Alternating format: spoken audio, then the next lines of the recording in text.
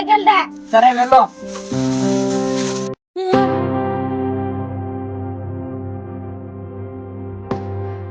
నేను అందునే ఏం చూస్తావు తర్వాత దిక్కుగానే పోయి మీ అత్తలు ఇంటి కాడ పైకి పాల్గొన్నా.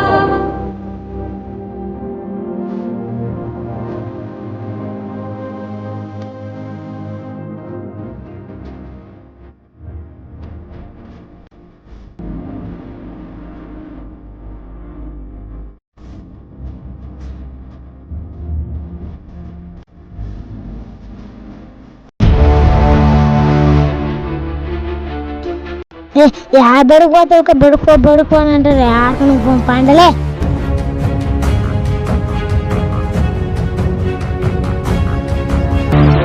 ఏ ఆగలే లే, బడికి బొమ్మను పంపిస్తే బ్యాగ్ పరేసి ఆడుకుని పోతాను. సారీ అమ్మా, అబ్బాయిలు చదువుకోవాలి, అమ్మాయిలు ఇంట్లో పని చేసుకోవాలి అని మాత్రమే అనుకునేవాడిని. నీకు నచ్చకపోయినా మేము చెప్పామని ప్రతి పనిని బాధ్యతగా చేస్తావు.